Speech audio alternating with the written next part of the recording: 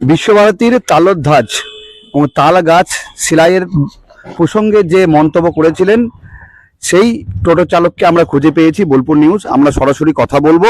দাদা, একটা ভিডিও আপনার ভাইরাল হয়েছে, সেখানে দেখা যাচ্ছে এই যেখানটায় দেখুন ছোট ছাতা করা আছে, আর যেটা আছে ছোট চাল একটা করা আছে, ওইখানটায় সেলাই আছে। অপারেশন হয়েছে গাছটার। অন্য তাল গাছের মাথা সহ নিয়ে এসে এখানটা সেলাই করা হয়েছে। জাপান থেকে নিয়ে এসেছিলেন, 43 লক্ষ টাকা, 6 মাস ছিলেন এখানে। ওইটা রক্ত চলাচল মানে ওর শরীরে যে রস চলাচলটা ঠিক দেখে তারপর কমপ্লিট করে তারপর তাদের মানে তাল গাছ সেলাই করার কথা, কি বলবেন? এইটার বিষয়ে আমি শুনেছিলাম।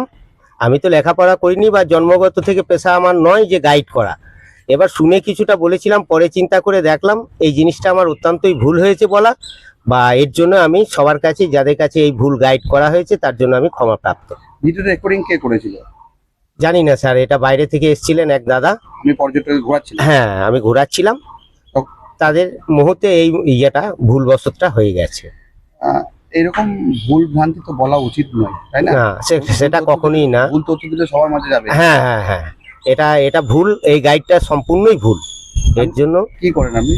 আমি এই টোটো চালাই, আর বাইরে টুরিস্ট আমি এমনি সাধারণত ভালোভাবে ঘোরাতে জানি না। যদিও তাদেরকে বললো দাদা আপনি ঘুরিয়ে দেন, কম পয়সার মধ্যে ঘোরাচ্ছিলাম, পয়সার ইয়েতে। এবার খুবই তো গরিব, সেই মুহূর্তে আমাদের এই কাজটা। কি নাম আপনার?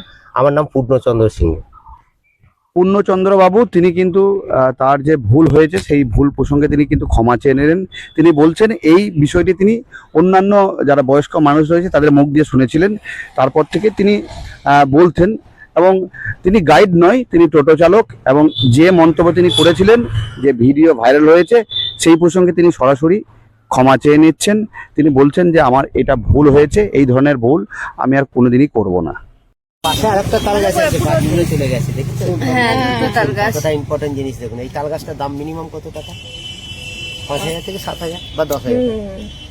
এটার পিছনে 43 লক্ষ টাকা খরচা করেছে বাঁচিয়ে রাখার জন্য গাছটা। বাঁচিয়ে রাখার জন্য না, বাজ পড়ে তাল গাছটি পুড়ে গেছে। হ্যাঁ, পুড়ে গেছে না। এই যেখানটায় দেখুন ছোট ছাতা করা আছে, আর যেটা আছে ছোট চাল একটা করা আছে, ওইখানটায় সেলাই আছে। অপারেশন হয়েছে গাছটার। অন্য তাল গাছের মাথা সহ নিয়ে এসে এখানটা সেলাই করা হয়েছে। জাপান থেকে নিয়ে এসেছিলেন, 43 লক্ষ টাকা, 6 মাস ছিলেন এখানে। ওইটা রক্ত চলাচল মানে ওর শরীরে যে রস চলাচলটা ঠিক দেখে তারপর কমপ্লিট করে তারপর তাদের ছুটি। 13টা লোক এখানে 6 মাস ছিল সেন্টারে। তারা কত বড় ইম্পর্টেন্ট জিনিস এখানে বসেই তো লিখেছিল না এটা। দাঁড়ান বলে দিই সব। এই তাল গাছটি ঘিরে একটা বাড়ি তৈরি করেছিলেন বিখ্যাত পেন্টার নন্দলাল বসু, গুরুদেবকে অফার করেছিলেন যে গুরুদেব আমি একটা নিজের হাতে বাড়ি বানিয়েছি, এই বাড়িতে আপনি বসবাস করবেন।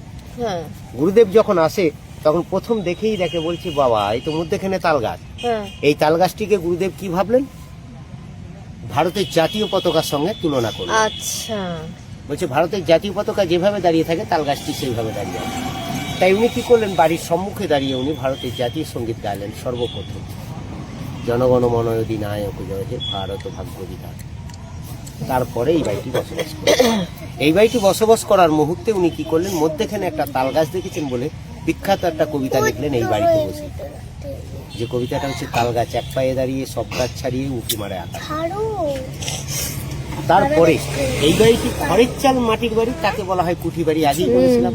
আর উনি বলে দিয়েছিলেন যে মাটি হলো খাঁটি, তাই উনি মাটিকে বেশি পছন্দ করেন। বিখ্যাত বনমালী কাব্য কুঠি বাড়ি নিয়ে এই বাড়িতে বসে রেখেছে। এই হলো সেই তাল গাছ। শুধু দেখে তাল গাছ দেখে বেরিয়ে চলে গেলে হয়, অনেক কিছু